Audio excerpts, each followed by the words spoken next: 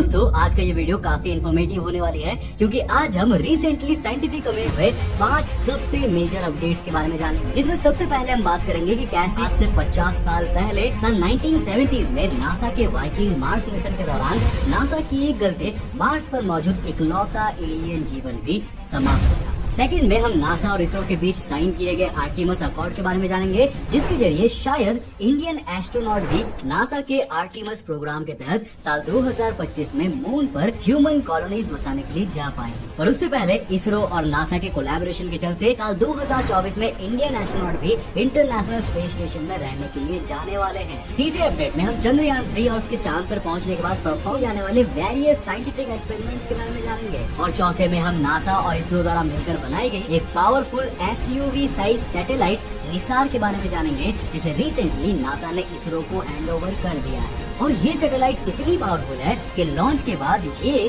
केवल 12 दिन में एंटायर अर्थ का एक डिटेल्ड मैप तैयार करेगी। और पांचवे और सबसे फाइनल अपडेट में हम एक रेवोल्यूशनरी टेक्नोलॉजी के बारे में बात करने वाले हैं, जिसे जानने के लिए आपको वीडियो को एंड तक देखना पड़ेगा। दोस्तों शुरुआत करते हैं Mars. Number 1, how humanity destroyed the only life on Mars. दोस्तों ऑलमोस्ट 50 साल से हम ह्यूमंस लगातार मार्स पर एलियन लाइफ की खोज रहे हैं, लेकिन आज तक हमारे हाथ मार्स की धूल के अलावा और कुछ भी नहीं लगा है। बट रिसेंटली एस्ट्रोफिजिसिस्ट डर्क स्क्यूज ने अपनी एक स्पीच के दौरान कहा कि हम मार्स पर अभी तक कोई लाइफ इसीलिए नहीं ढूंढ रहे क्योंकि मार्स पर मौजूद इकलौती लाइफ को हम आज से 50 साल पहले ही खत्म कर चुके हैं। अब ऑफ कोर्स जानबूझकर नहीं बल्कि अनजाने। डर्क का यहाँ इशारा 1970s में नासा द्वारा मार्स पर भेजे गए वाइकिंग लैंडर से था, जिसके शुरुआती टेस्ट में उसे वहाँ क्लोरीनेटेड ऑर्गेनिज्म लाइफ मिली जो एक्चुअल मार्शियन एलियन लाइफ थी, जिसके बारे में रिसर्चर्स का कहना है कि ये ऑर्गेनिज्म वहाँ मार्स के ड्राई इन्वायरमेंट को अडेप्ट कर चुके थे और उसी इन्वायरमेंट की ह्यूमिडिटी को एब्जॉर्ब करते थे। लेकिन बाद में नासा ने इन ऑर्गेनिजम्स पर एक्सपेरिमेंट करने में एक ऐसी गलती की जिससे उस एक्सपेरिमेंट में ऑर्गेनिजम्स की मौत हो गई और उसके बाद सारे लाइफ डिटेक्शन रिजल्ट नेगेटिव आए, जिसके बाद आज तक हम मार्स पर किसी भी तरह की कोई भी लाइफ के निशान नहीं ढूंढ पाए हैं। बट द क्वेश्चन इज कि what went wrong in the Viking experiment. तो दोस्तों साल 1970s में जब नासा ने मार्स पर वाइकिंग लैंडर्स को भेजा तो उनका काम मार्स पर मार्शियन लाइफ को ढूंढना था। इस एक्सपेरिमेंट को 3 टेस्ट में डिवाइड किया गया था, जिसमें पहले 2 एक्सपेरिमेंट में लैंडिंग साइट के मार्शियन सॉइल पर रिसर्च करके उसमें माइक्रोबायल मेटाबॉलिज्म और ऑर्गेनिक सिंथेसिस की जांच करना था, एंड थर्ड उनके द्वारा एक्सचेंज की जाने वाली गैसेस की कॉम्पोजिशन को समझना था। अब वाइकिंग लैंडर के मार्स की सरफेस पर उतरते ही इसने अपने इन तीनों एक्सपेरिमेंट को शुरू कर दिया। अब हैरानी की बात यह थी कि शुरुआती दोनों एक्सपेरिमेंट सक्सेसफुल हुए, जिसमें मार्स की सरफेस पर सॉल्टी रॉक्स में पाए जाने वाली क्लोरीनेटेड ऑर्गेनिज्म लाइफ डिटेक्ट की गई। बट यहाँ पर चीजें थोड़ी सी बदल गई, क्योंकि अब वैज्ञानिकों ने एक्साइटमेंट में नेक्स्ट टेस्ट के लिए मार्स की सॉइल में पानी को मिक्स कर दिया। लेकिन वैज्ञानिकों का मार्शियन सॉइल में पानी को ऐड करने के बाद जितने भी टेस्ट किए गए ना, उन सभी में लाइफ डिटेक्शन के रिजल्ट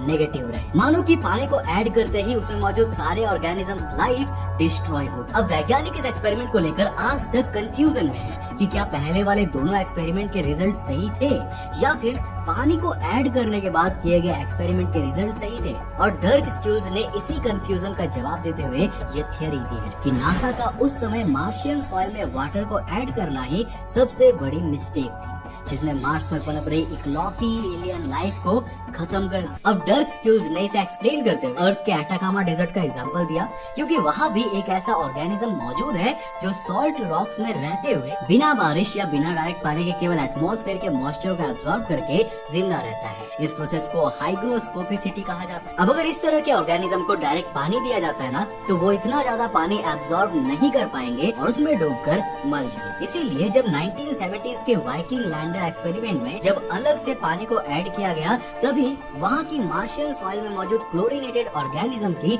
ज्यादा पानी के चलते डूबकर मौत हो, जिसे टेक्निकल टर्म्स में हाइपर हाइड्रेशन कहा जाता है। डर्क ने इसका एग्जांपल देते हुए ये भी कहा कि ये कुछ ऐसा ही है जैसे अगर कोई एलियन पृथ्वी पर आए और उस समय आप किसी रेगिस्तान में पानी के लिए तड़प रहे हैं, तो फिर वो एलियन आपकी प्यास को बुझाने के लिए आपको सीधा समुद्र में डुबा और सोचे कि क्योंकि इंसानों को पानी की जरूरत है इसीलिए समुद्र में डूब जाने से इंसान की जान बच जाएगी, जबकि हम सब जानते हैं कि इस तरह तो डूबकर इंसान मारा जाएगा, क्योंकि ये पानी उसकी जरूरत से काफी ज्यादा। वैसे आपके मन में एक सवाल जरूर आएगा कि चलो तब जो हुआ वो हुआ, होगा। लेकिन अभी भी तो हमारे रोवर और लैंडर्स मार्स पर मौजूद है, तो अभी भी हमें मंगल के किसी और हिस्से में कोई लाइफ के निशान क्यों नहीं मिल रहे? तो इसके लिए आपको लाइफ के एवोल्यूशन को समझना होगा। देखो, एवोल्यूशन किसी एक जगह से चलता है। नाउ एग्जांपल के लिए वो सिंगल सेल्स जिनसे पास्ट में मल्टीप्लाई होकर मल्टी सेल्यूलर वाले एनिमल्स और हम ह्यूमंस का निर्माण हुआ है, शुरुआत में वो भी ओशन के किसी एक स्पेसिफिक पार्ट में ही इवॉल्व होना शुरू हुए। एंड इमेजिन करिए कि अगर उसी वक्त वहाँ पर कोई एलियन आकर उस सिंगल सेल्स वाले ऑर्गेनिज्म को डिस्ट्रॉय कर देते, तो फिर क्या आज हम ह्यूमंस एग्जिस्ट करते? नहीं कर पाते। पर सेम फैक्ट यहाँ भी दिया जाता है। Number 2, NASA welcomes India in Artemis accord. तो 21 जून 2023 को जब prime minister Narendra Modi America में स्टेट विजिट पर थे, तब वॉशिंगटन के इंटरकॉन्टिनेंटल होटल में एक सेरेमनी के दौरान इंडिया ने नासा के आर्टिमस अकॉर्ड पर सिग्नेचर किया और इस तरह इंडिया उस ग्रुप को ज्वाइन करने वाला 27 कंट्री बन गया। अब दोस्तों, आर्टिमस अकॉर्ड्स को साल 2020 में अमेरिका और 7 अदर फाउंडिंग मेंबर कंट्री के द्वारा मिलकर बनाया गया। नासा के मुताबिक इस पार्टनरशिप का मकसद अंतरिक्ष में पीसफुल मिशंस को अंजाम देना है और मिलकर एक साथ स्पेस एक्सप्लोरेशन को बढ़ाना है, वो भी बिना किसी कंट्री की सोवरेनिटी ब्रेक किए। वैसे आर्टिमस अकॉर्ड्स को ज्वाइन करने के बाद ये एजम्पशंस भी लगाई जा रही है कि शायद इसके तहत नासा और इसरो मिलकर इंडियन एस्ट्रोनॉट को भी आर्टिमस मिशन में शामिल कर सकते हैं, जिसमें कि कुछ इंडियन एस्ट्रोनॉट भी आर्टिमस के साल 2025 में होने वाले मैन मेड मिशंस के तहत उनके साथ मून के साउथ पोल पर भेजे जाएंगे और वहाँ कुछ दिन के लिए एक टेम्पोररी मून बेस बनाकर रहेंगे। वैसे ये भी एक एजम्पशन ही है, अभी नासा ने ये कंफर्म नहीं किया है कि वो आर्टिमस प्रोग्राम में एस्ट्रोनॉट को मून पर लेकर जाने वाले भी है या नहीं। बट इसके अलावा यहाँ सबसे इम्पोर्टेंट एक्साइटिंग थिंग ये थी कि इसी दौरान व्हाइट हाउस से एक और अनाउंसमेंट हुई, जिसमें कहा गया कि साल 2024 को इंडियन एस्ट्रोनॉट भी नासा और इसरो के कोलैबोरेशन के चलते अब ISS यानी कि इंटरनेशनल स्पेस स्टेशन पर जाएंगे। Number 3, Chandrayaan 3 first lander to land on moon south pole. दोस्तों, 14 जुलाई 2023 को लॉन्च होने वाला चंद्रयान 3 पहला मिशन होगा जो चांद के साउथ पोल पर लैंड, जो चंद्रमा की एक ऐसा साइड है जो हमेशा शैडो यानी कि अंधेरे में घिरी रहती है, क्योंकि यहाँ सनलाइट नहीं पहुँचती, जिसके कारण यहाँ पर मिशन भेजना और भी ज्यादा मुश्किल हो जाता है और इसीलिए मून का साउथ पोल आज भी अनएक्सप्लोर्ड है। अब इसरो चीफ एस सोमनाथ का कहना है कि चंद्रयान 3 और से स्पेस में ले जाने वाला geosynchronous satellite launch vehicle mark 3 already ISRO के Satish Dhawan Space Centre launch pad पर इंस्टॉल किया जा चुका है। इसरो के अकॉर्डिंग इस पूरे चंद्रयान 3 के 3 मेन ऑब्जेक्टिव होंगे। पहला, चंद्रमा के साउथ पोल पर safely and soft landing demonstrate करना, दूसरा, रोवर को उसकी सरफेस पर चलाना और तीसरा, मून सरफेस पर साइंटिफिक एक्सपेरिमेंट परफॉर्म करना, जिसके लिए चंद्रयान 3 में 3 मेजर मॉड्यूल ऐड किए गए हैं। लैंडर मॉड्यूल यानी कि LM, प्रोपल्सन मॉड्यूल यानी PM एंड रोवर। अब यहाँ पर ध्यान देने वाली बात यह है कि इस बार मिशन में ऑर्बिटर नहीं भेजा जाना है, बल्कि चंद्रयान 2 का ऑर्बिटर आज भी सक्सेसफुल तरीके से काम कर रहा है और उसी का चंद्रयान 3 में भी कम्युनिकेशन के लिए यूज किया जाएगा। अब इस पूरे मिशन में सबसे क्रूशियल पार्ट लैंडर मॉड्यूल और रोवर का होने वाला है। जब चंद्रयान 3 लूनार सरफेस से 7 किलोमीटर की हाइट पर होगा, तब लैंडर मॉड्यूल लैंडिंग स्टार्ट कर देगा, लेकिन इससे पहले तक प्रोपल्सन मॉड्यूल पूरे मिशन को संभाले रखेगा। लेकिन दोस्तों, जैसे ही प्रोपल्सन मॉड्यूल स्पेस क्राफ्ट को लेकर मून सरफेस के 2 किलोमीटर करीब तक पहुंचेगा ना, तभी इसमें लगे सारे ऑटोमेटिक सेंसर स्टार्ट हो जाएंगे और वो रियल टाइम इंफॉर्मेशन के जरिए एक राइट लैंडिंग लोकेशन को चूज करेंगे। इसके बाद जब लैंडर मून के सरफेस पर सॉफ्ट लैंडिंग कर लेगा, तब इसरो के वैज्ञानिकों के कमांड पर इसके अंदर से चंद्रयान 3 रोवर बाहर आएगा और चांद की सरफेस पर अपने पहले पहिए रखेगा। इस मिशन का सबसे इम्पोर्टेंट पार्ट रोवर ही है, जो मून की सरफेस पर उतरकर घूमते हुए उनकी सॉइल का केमिकल एनालिसिस एक्सपेरिमेंट परफॉर्म करेगा और सारे इन्फॉर्मेशन को कलेक्ट करके इसे लैंडर मॉड्यूल को भेजेगा, जिसके बाद लैंडर इस इन्फॉर्मेशन को मून को ऑर्बिट कर रहे चंद्रयान 2 के ऑर्बिटर को भेजेगा, जो इस इन्फॉर्मेशन को फिर इंडिया में बैठे इसरो के वैज्ञानिकों को भेजेगा। नंबर 4, नासा इसरो सार यानी निसार सैटेलाइट। तो दोस्तों, ये अपडेट भी हमें नासा और इसरो के बीच बढ़ती हुई पार्टनरशिप को दिखा रहा है। रिसेंटली नासा ने इसरो को निसार सैटेलाइट हैंड ओवर किए हैं। निसार एक लो अर्थ ऑर्बिट सैटेलाइट होने वाली है, जिसे नासा और इसरो दोनों ने जॉइंटली डेवलप किया है। ये एक SUV साइज का सैटेलाइट है, जिसे अब फाइनल इंटीग्रेशन के लिए इसरो के Bengaluru based UR Rao satellite centre में रखा गया है, जहां पर इसरो भी इसमें कई इंपॉर्टेंट इक्विपमेंट को ऐड करेगी, जिसके बाद फाइनली सैटेलाइट को साल 2024 के शुरुआत में श्रीहरिकोटा सतीश धवन स्पेस सेंटर से लॉन्च किया जाएगा। निसार में L&S dual band synthetic aperture radar यानी कि SAR होने वाला है, जो स्वीप SAR टेक्निक की मदद से अर्थ का हाई रेजोल्यूशन डेटा कैप्चर कर सकेगा। इसके अलावा इसमें इंटीग्रेटेड रडार इंस्ट्रूमेंट स्ट्रक्चर यानी कि आईरिस भी ऐड किया जाएगा, जो अर्थ का atmosphere and other natural disasters को डिटेक्ट और स्टडी करने में मदद करे। इसके अलावा ये पृथ्वी के इकोसिस्टम में होने वाले चेंजेस जैसे कि आइस मास, वेजिटेशन, बायोमास, सी लेवल राइज, ग्राउंड वाटर को भी रियल टाइम में मेजर करेगी। साथ ही इसमें लगा L&S dual band synthetic aperture radar यानी कि SAR नेचुरल डिजास्टर जैसे earthquake, tsunamis, volcanoes and landslides को भी टाइमली डिटेक्ट कर सकेगा। Number 5, DNA data storage. तो दोस्तों वीडियो के अंत में हम बात करने वाले एक ऐसी टेक्नोलॉजी के बारे में जो आपके होश उड़ा देगा। आज के समय में डेटा यानी कि इंफॉर्मेशन कितनी इंपॉर्टेंट है, आई थिंक ये मुझे आपको बताने की जरूरत नहीं है। हम सबके फोन, लैपटॉप्स अलग अलग तरह के इंफॉर्मेशन से भरे होते हैं, और सिर्फ यही नहीं बल्कि जिस इंटरनेट पर हम वीडियोस को देखते हैं ना, या किसी भी आर्टिकल को पढ़ते हैं, वो डेटा भी कहीं ना कहीं सर्वर्स में स्टोर किया जाता है। इस तरह देखा जाए तो आज के समय में करीब 11 ट्रिलियन गीगाबाइट्स डेटा एग्जिस्ट करता है, और हर दिन इसमें एटलीस्ट 2.5 मिलियन गीगाबाइट्स नया डेटा जनरेट होकर ऐड होता रहता है। और ये सब डेटा इतना मैसिव है कि इसको स्टोर करने के लिए कई बिलियंस ऑफ डॉलर्स की सर्विस स्टोरेज फैसिलिटी बनाई जाती है, जो कई एकड़ में फैली होती है। और ये तो अभी इंटरनेट की शुरुआत ही है। ऐसे में अगर हम इसी स्पीड पर डेटा प्रोड्यूस करते रहे ना, तो एक समय ऐसा आएगा जब धरती पर इसे स्टोर करने के लिए ना सर्वर होंगे और ना ही कोई जगह होगी।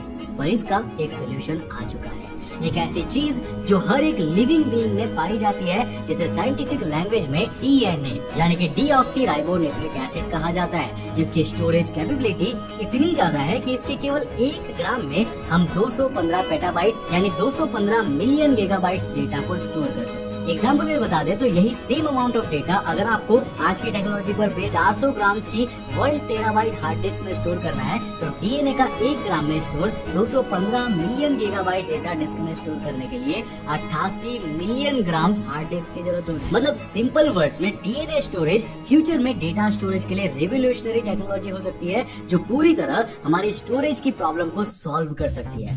बट क्या ये इतना आसान है?